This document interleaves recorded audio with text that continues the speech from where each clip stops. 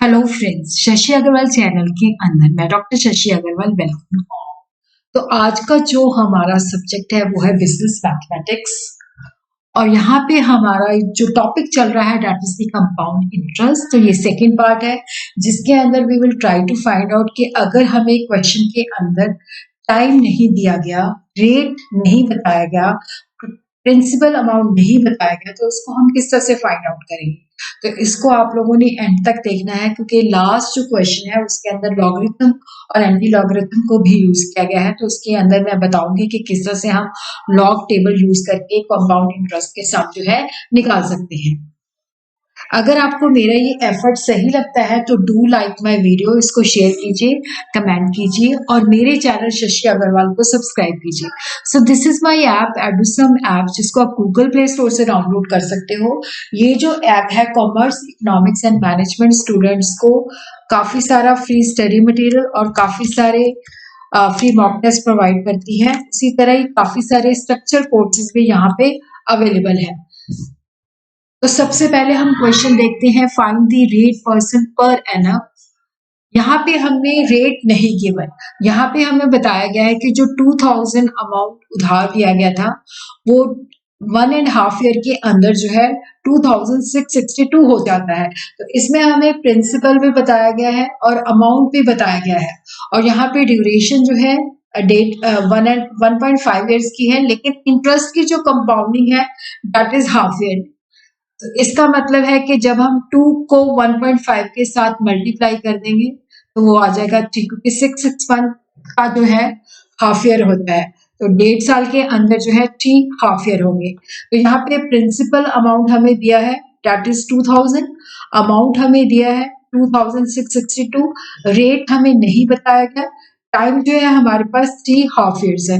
तो यहाँ पे हमें फार्मूला पता है इसका, जब हम कंपाउंड इंटरेस्ट निकालते हैं तो ये इसका फार्मूला है, ए जो है that is the amount, P जो है that is the principal into bracket के अंदर 1 plus R divided by 100 raise to the power N जो है टाइम है। यहाँ पे एन जो है 3 है तो यहाँ पे हमने वैल्यूज डाल दी, ये आ जाती है 2662 इज इक्वल टू 2000 ब्रैकेट के अंदर 1 प्लस आर डिवाइडेड बाय 200, क्योंकि देखो यहाँ पे क्या है कि हाफ ईयरली है तो जो हमारा रेट होगा क्योंकि वो पर एनम होगा तो उसको हम 2 से जो है डिवाइड कर देते हैं। तो यहाँ पे ये आ जाएगा R divided by 200 raise to the power 3 जो है टाइम है।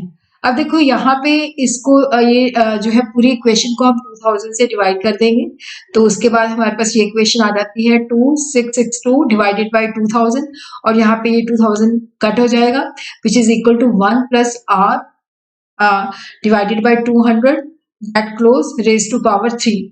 अब देखो यहाँ पे हमने इसको 2 से डिवाइड कर दिया तो ये नीचे आ जाता है 1000 और ऊपर आ जाता है 1331। और देखो यहाँ पे हमें ये हमारे पास इंफॉर्मेशन आ जाती है। अब हमें पता है कि जो 1331 है उसको हम इस तरह से भी लिख सकते हैं 11 इंटू 11 इंटू 11, और 1000 को हम इस तरह से भी लिख सकते हैं 10 इंटू 10 इंटू 10। तो यहाँ पे हम इसको इस तरह से भी लिख सकते हैं 11/10 रेज टू द पावर 3। तो देखो दोनों की पावर सेम है तो हम इसको कट कर देते हैं तो अब हमारे पास ये आ जाएगी 11/10 which is equal to 1 plus R divided by 200। तो ये 1 हम इधर ले जाएंगे तो यहाँ पे ये 1 हम इधर ले जाएंगे तो ये हो जाएगा 11/10 minus 1 which is equal to R divided by 200। तो यहाँ पे हमने एलसीएम ले लिया तो 10 का एलसीएम आता है 11 और यहाँ पे 10, तो ये आ जाएगा हमारे पास 1/10 which is equal to R divided by 200। तो यहाँ पे अब हम क्या करेंगे, क्रॉस मल्टीप्लीकेशन करेंगे तो ये 200 इधर चला जाएगा और ये 10 आर के साथ मल्टीप्लाई हो जाएगा। तो यहाँ से हमने आर की वैल्यू निकाल देनी है, आर जो है that is equal to 200 divided by 10, तो ये आ जाता है 20%। तो इस तरह से हमने क्वेश्चन को सॉल्व कर लेना है। अब हम क्वेश्चन 2 देखते हैं। तो यहाँ पे हमने जो है ये निकालना है, but sum will amount to, यहाँ पे हमें अमाउंट दिया हुआ है 55,125 इन 2 years कि अगर हम इस राशि को उधार देंगे तो 2 सालों के अंदर ये 55,125 हो जाएगी। और यहाँ पे हमें रेट ऑफ इंटरेस्ट भी गिवन है। देखो यहाँ पे हमें प्रिंसिपल अमाउंट नहीं गिवन, अमाउंट गिवन है, आर गिवन है, टाइम गिवन है, तो इसको भी हम बड़ी आसानी के साथ निकाल सकते हैं। देखो पहले हमने फार्मूला लिख लेना है, फिर उसके अंदर हमने देखना है कि क्या क्या चीजें हमें दी हुई है। तो यहाँ पे अमाउंट हमें दे रखा है 55,125, P is not given, into 1, और यहाँ पे हमें रेट ऑफ इंटरेस्ट भी दे रखा है, एनुअली कंपाउंडिंग है, 5/100 है, और एन जो है that is equal to 2 years। तो ये आ जाएगा 55,125 is equal to p into 1 plus 5 divided by 100 raised to the power 2। तो अब देखो ये 5 जो है इसको 20 के साथ कट कर देगा। तो यहाँ पे भी जो है मैं इसको ठीक कर देती हूँ। तो इस तरह से ये 1/20 के साथ आ जाएगा। फिर उसके बाद हमने एलसीएम ले लेना है, ये 20 आ जाएगा, और यहाँ पे 20 प्लस 1, तो ये हो जाएगा 21/2 रेज टू द पावर 2।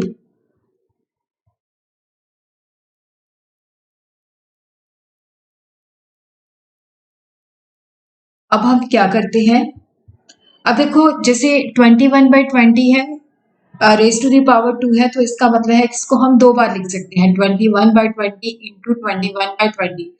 तो इस तरह से हमारे पास इक्वेशन आ जाएगी 55/25 is equal to principal into 21/20 into 21/20।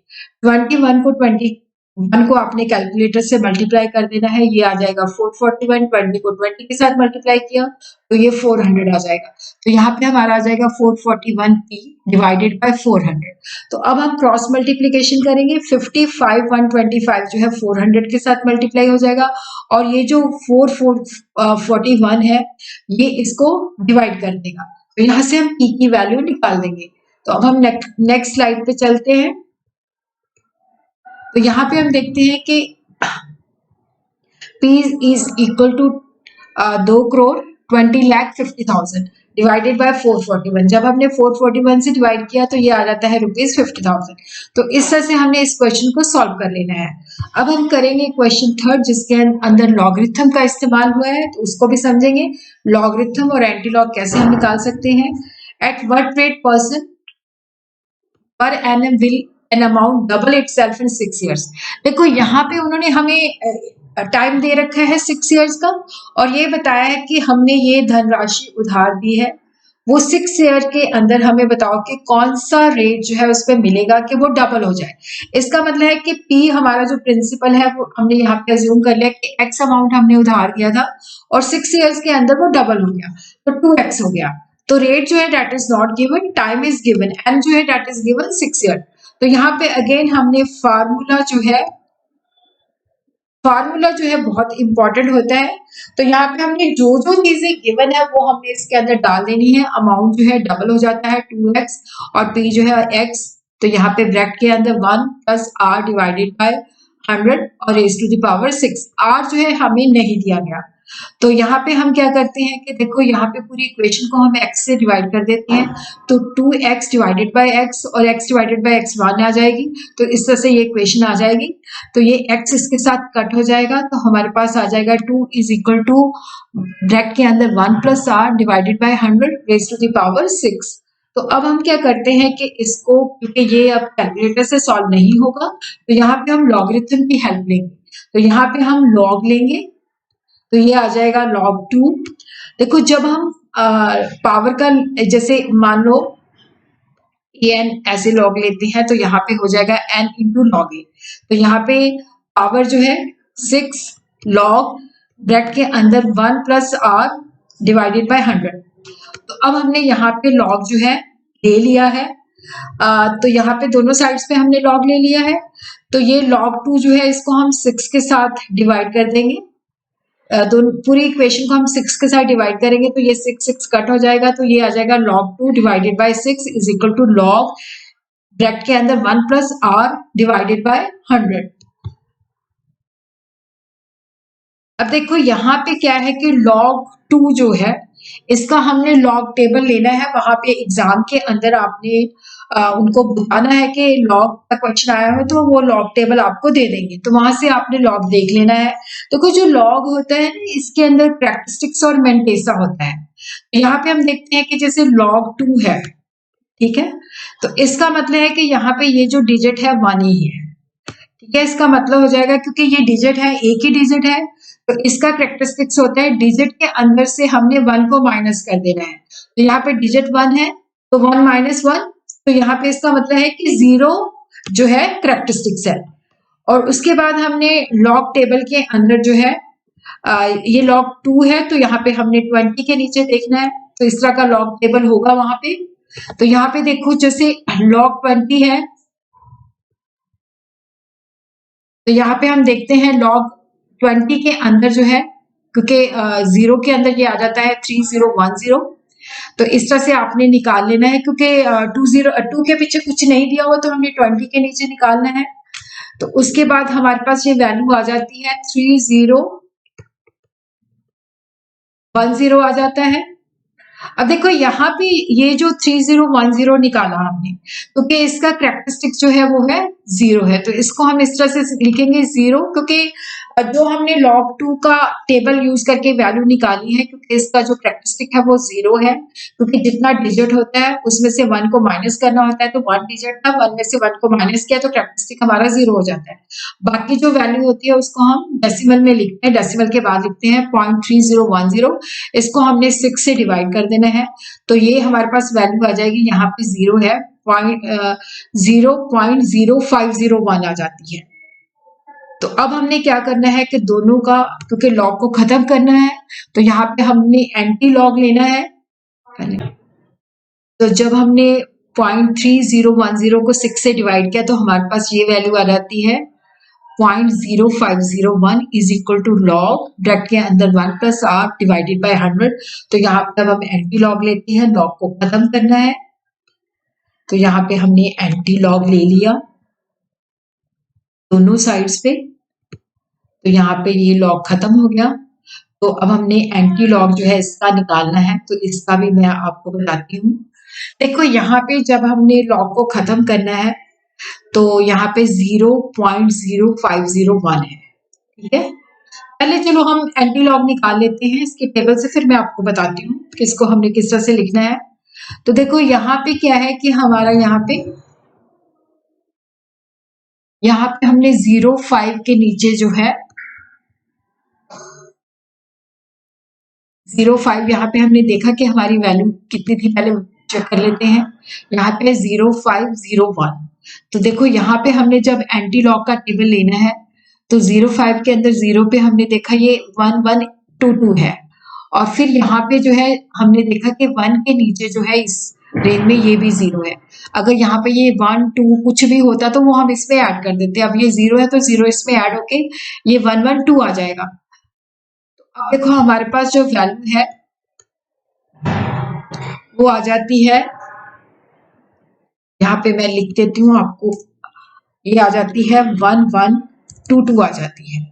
अब देखो यहाँ पे क्योंकि एंटी लॉग जो है लॉगरिथम को खत्म करता है, हमने दोबारा से उस वैल्यू को लिखना होता है।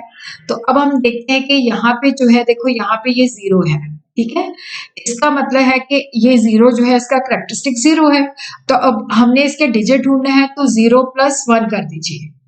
अगर यहाँ पे कैरेक्टरिस्टिक 2 होता तो इसमें हम 1 कर देते तो 3 डिजिट होता, तो लेकिन यहाँ पे हमारा कैरेक्टरिस्टिक 0 है तो इसके अंदर 1 ऐड कर दीजिए, तो इसका मतलब है हमारा 1 डिजिट है। तो उसके बाद आपने डेसिमल लगा देना है, तो ये आपको समझ में आ गया होगा। यहाँ पे आ गया 1.122 is equal to 1 + r divided by 100, क्योंकि लॉगरिथम लेके फिर उसका एंटी लॉग लेके हमारा क्वेश्चन जो है बहुत आसानी के साथ हो जाता है, क्योंकि वहां